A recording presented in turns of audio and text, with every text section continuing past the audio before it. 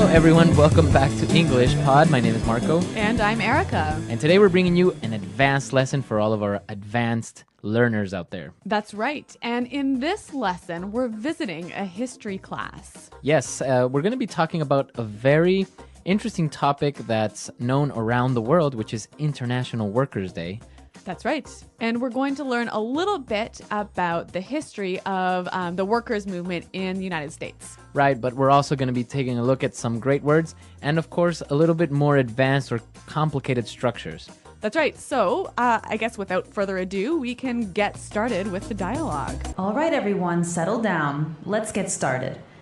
As you know, an important aspect of becoming a good citizen is understanding the genesis of our legal system.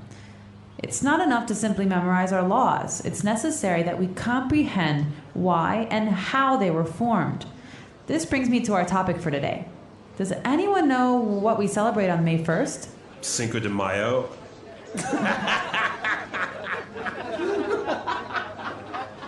No, that's May 5th in Spanish, James. No wonder you're failing my Spanish class. No, May 1st is International Workers' Day. Do we get a day off from school then? No, it is not considered to be a national holiday here in the U.S., but in other countries it is. Oh, man. In the 19th century, working conditions were appalling, with workers being forced to work 10, 12, and 14 hours a day. Support for the 8-hour workday movement was growing rapidly, despite the indifference and hostility of many union leaders. And by April 1886, 250,000 workers were involved in the May Day movement. Previous legislative attempts to improve working conditions had failed, so labor organizers took drastic measures. They passed a resolution stating that 8 hours would constitute a legal day's work. And on May 1st, 1886, the resolution took effect. Cool. Is that why we only work 8 hours now? Yes, but the happy ending came at a high price. On May 3rd, 1886, police fired into a crowd of strikers at the McCormick Reaper Works factory, killing 4 and wounding many. A mass meeting was called for the next day to protest the brutality. And then what happened? Well, as we say, the rest is history. All right, so we were in a history class and we learned something new, something interesting, right? Yeah, International Workers' Day. It says it's not celebrated in the U.S., but in many other countries it is. Right, on May 1st, a lot of people have a day off, so that's always good. Yes. All right, so why don't we take a look at some of the words that we saw in this dialogue, which were maybe a little bit different or difficult in language takeaway. Language takeaway.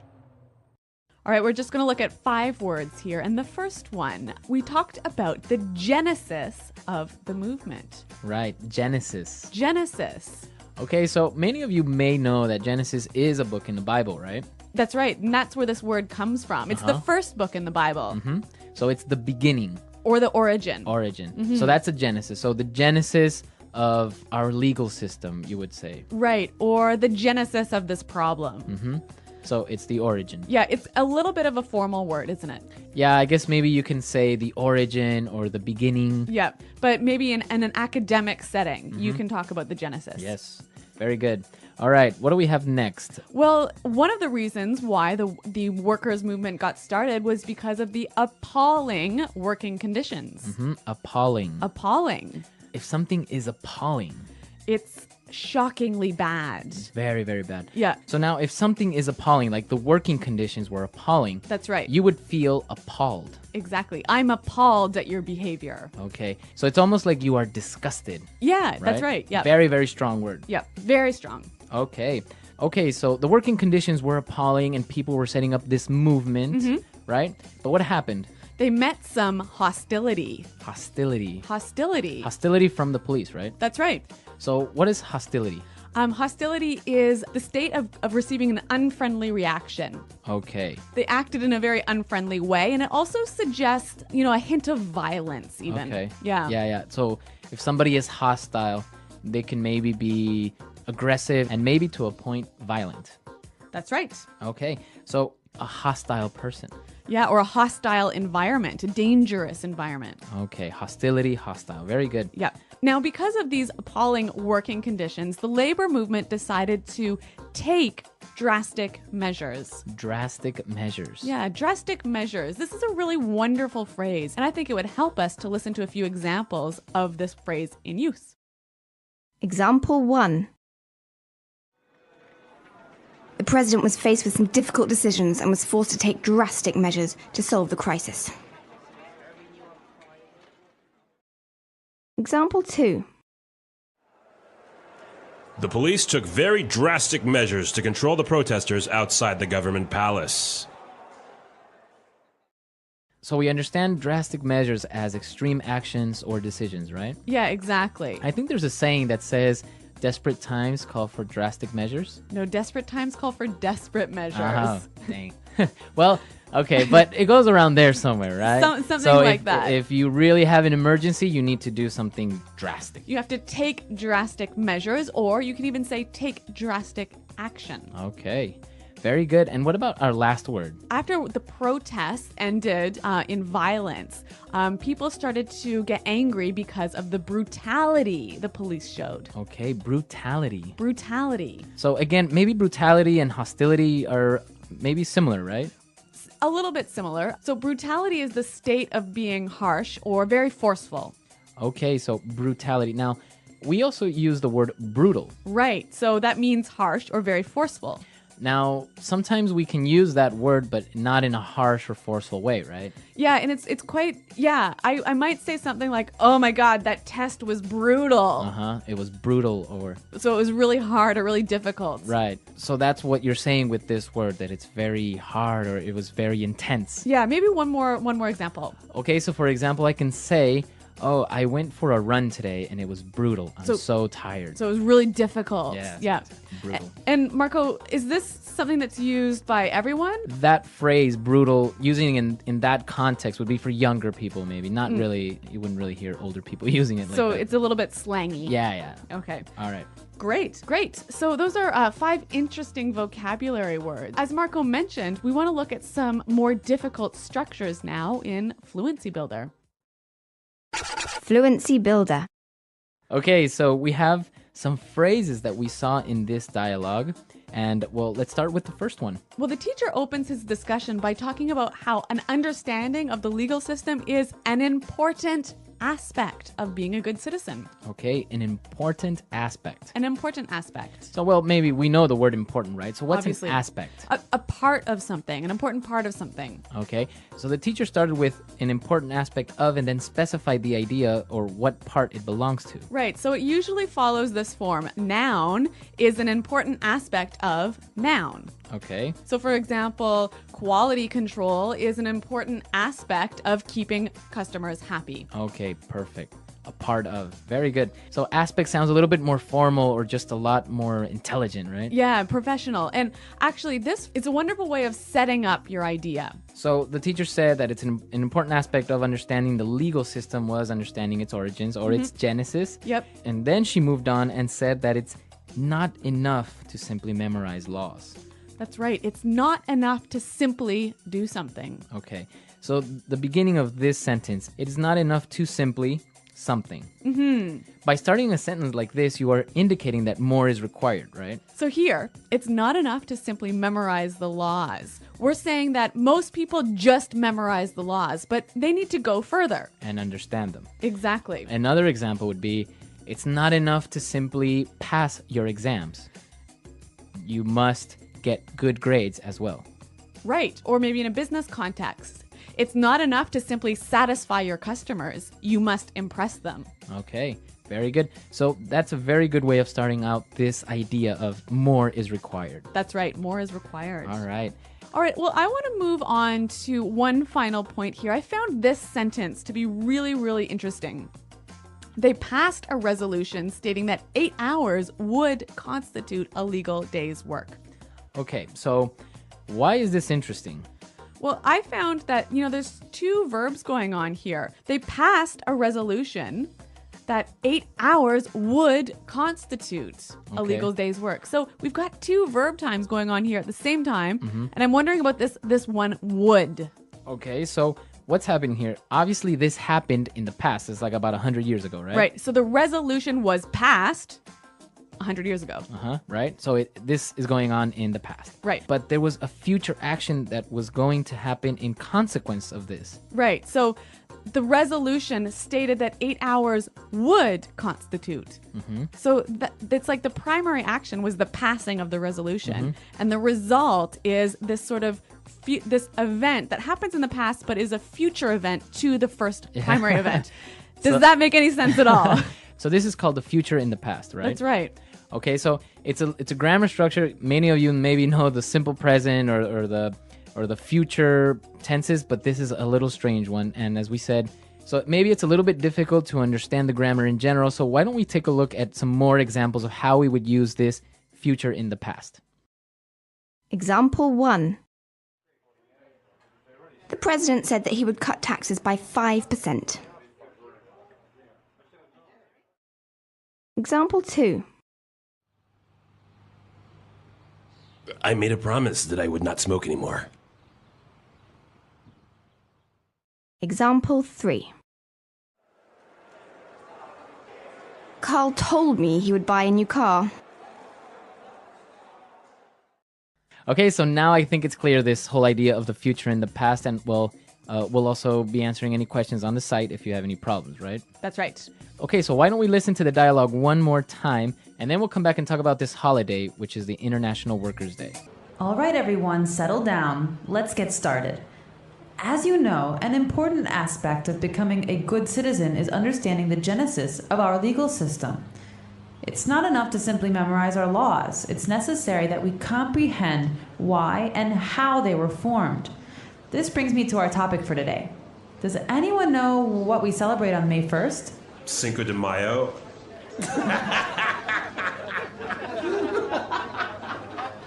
No, that's May 5th in Spanish, James. No wonder you're failing my Spanish class. No, May 1st is International Workers' Day. Do we get a day off from school then? No, it is not considered to be a national holiday here in the U.S., but in other countries it is. Oh, man. In the 19th century, working conditions were appalling, with workers being forced to work 10, 12, and 14 hours a day. Support for the 8-hour workday movement was growing rapidly, despite the indifference and hostility of many union leaders. And by April 1886, 250,000 workers were involved in the May Day movement. Previous legislative attempts to improve working conditions had failed, so labor organizers took drastic measures. They passed a resolution stating that 8 hours would constitute a legal day's work. And on May 1st, 1886, the resolution took effect. Cool. Is that why we only work 8 hours now? Yes, but the happy ending came at a high price. On May 3rd, 1886, police fired into a crowd of strikers at the McCormick Reaper Works factory, killing 4 and wounding many. A mass meeting was called for the next day to protest the brutality. And then what happened? Well, as we say, the rest is history.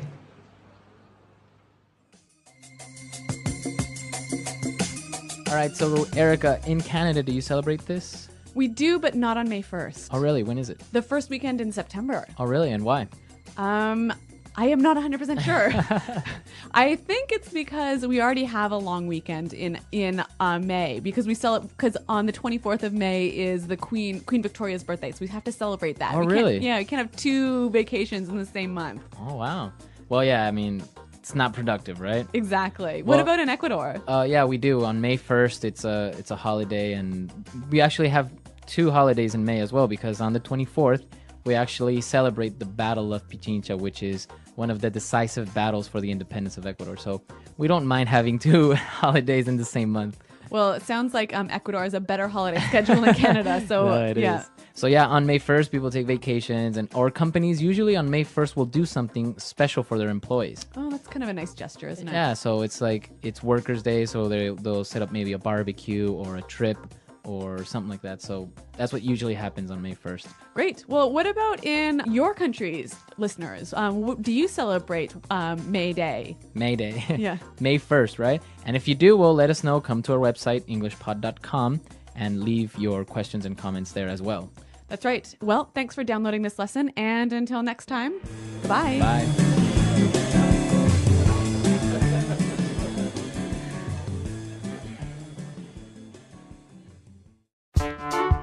The English Pod Audio Review. Listen to the meaning, then say the vocabulary word. Relax, become calm. Settle down. Part. Aspect. Origin, beginning. Genesis. Understand deeply. Comprehend. The day that all people in a country will be on holiday. National holiday. Terrible, horrible, shocking. Appalling.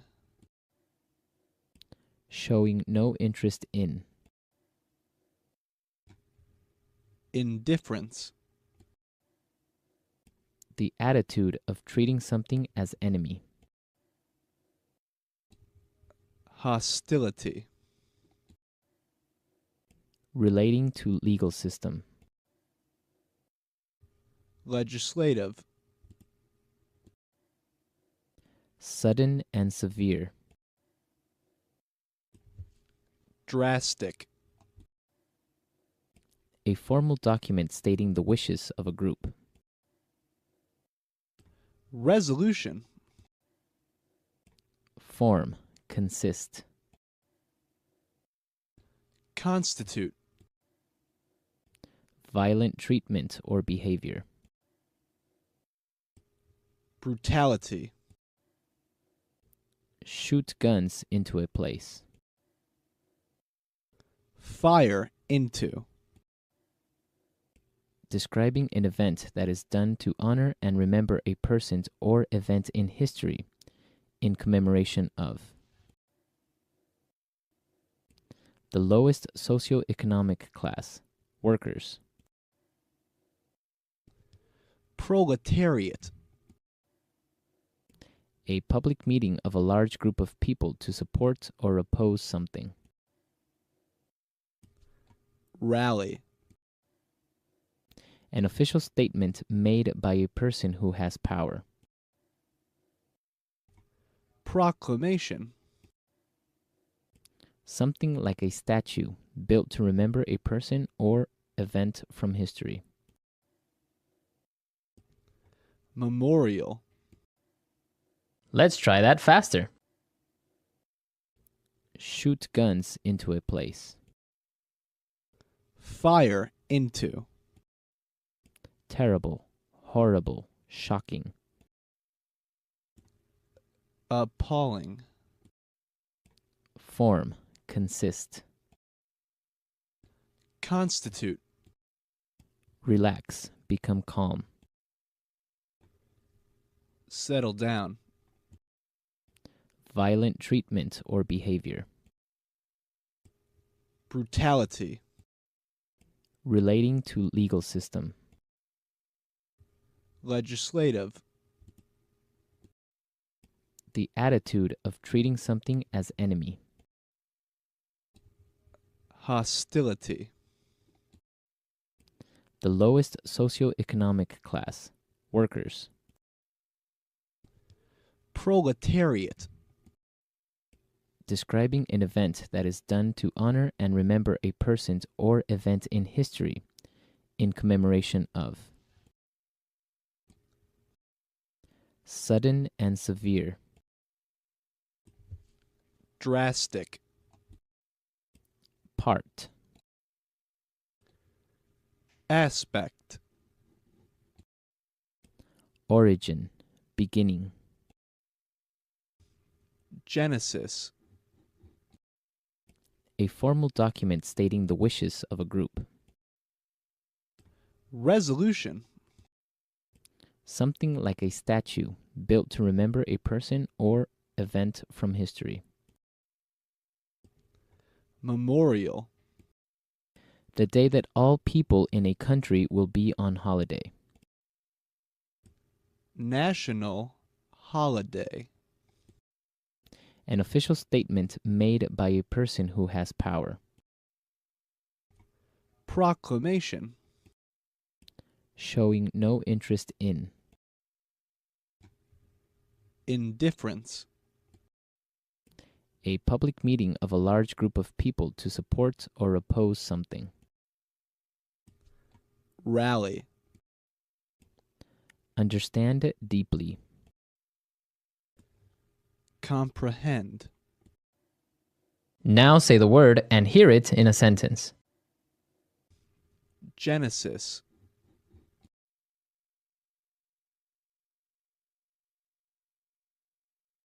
How did you get started on this project? What was its genesis? Genesis.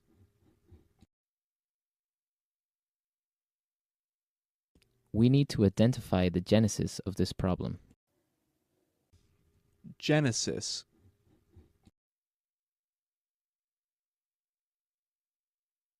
I'm studying the genesis of the feminist movement. Appalling.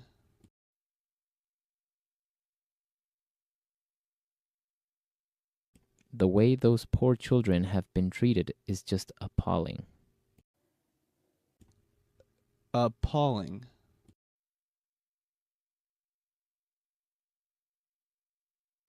I'm absolutely appalled by your behavior. Appalling.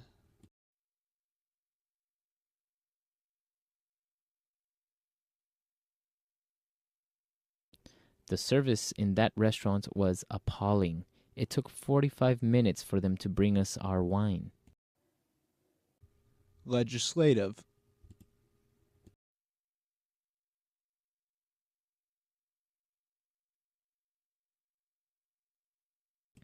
We can't just rely on self-enforced policy. We must find a legislative solution.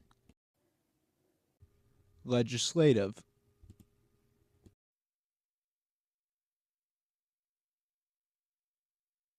I don't know much about the legislative process in the U.S. Legislative.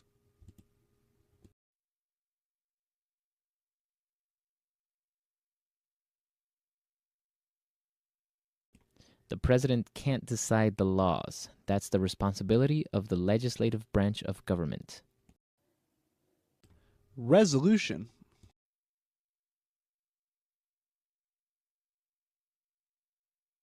The board will vote on a resolution asking the president to resign. Resolution.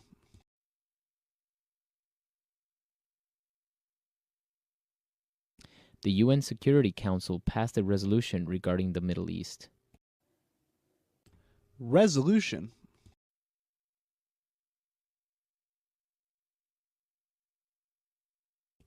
A resolution was introduced in the Senate supporting states' rights.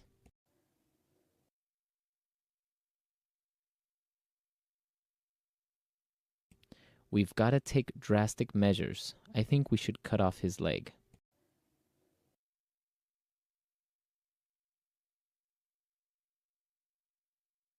This calls for drastic measures. I'm declaring a state of emergency.